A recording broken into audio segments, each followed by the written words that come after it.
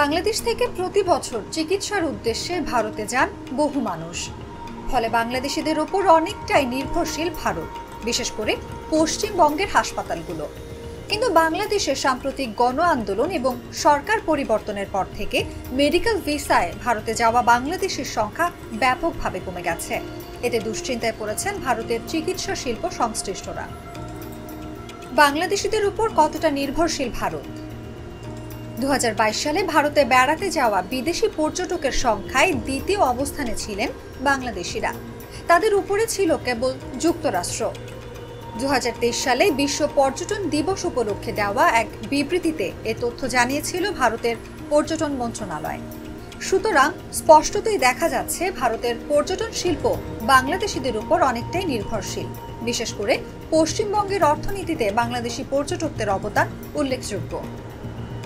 বাংলাদেশিদের ভারত ভ্রমণ কমেছে। বাংলাদেশের ট্যুর অপারেটরদের উদ্ধৃতি দিয়ে ভারতীয় সংবাদ মাধ্যম দ্য ইকোনমিক টাইমস বলছে, গত জুলাইয়ের কোটা সংস্কারের দাবিতে দেশব্যাপী শিক্ষার্থীদের আন্দোলন ছড়িয়ে পড়লে পর্যটন ব্যবসায় তার প্রভাব পড়তে শুরু করে। এরপর যত সময় গেছে ব্যবসা বাণিজ্যের পরিস্থিতির আরও অবনতি হয়েছে। ব্যবসায়ীরা বলেছেন, গত 5 আগস্ট শেখ হাসিনা পদত্যাগ করে দেশ ছাড়ার পর তাদের ব্যবসা তলানিতে গিয়ে ঠেকেছে। স্থানীয় অপারেটরদের তথ্য মতে বাংলাদেশ থেকে ভারত ভ্রমণকারী পর্যটকের সংখ্যা 90%-এরও বেশি কমেছে। হুমকির মুখে ভারতের মেডিকেল ট্যুরিজম।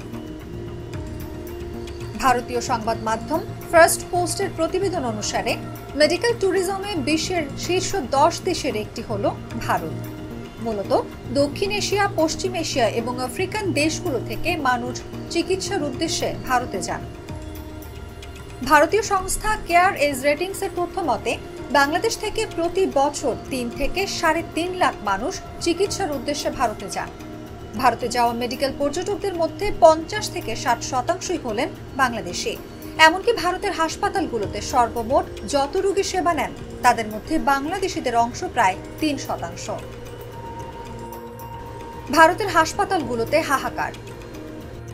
ভারতীয় সংবাদ মাধ্যমগুলোর রিপোর্ট বলছে, বাংলাদেশি রোগীর সংখ্যা কমে যাওয়ার প্রভাব এরই মধ্যে টের পেতে শুরু করেছে ভারতের হাসপাতালগুলো। দেশটির বৃহৎ হাসপাতাল চেইন ফোর্টিস হেলথ কেয়ারের একজন মুখপাত্র দ্য ইকোনমিক টাইমসকে বলেছেন, বাংলাদেশের চলমান রাজনৈতিক পরিস্থিতির কারণে আমাদের হাসপাতালগুলোতে রোগীর সংখ্যা কমে গেছে। অনেক রোগী ভ্রমণ পরিকল্পনা বাতিল অথবা স্থগিত করেছেন। কোনো কোনো হাসপাতালে এ ধরনের রোগীর সংখ্যা 50% পর্যন্ত কমেছে।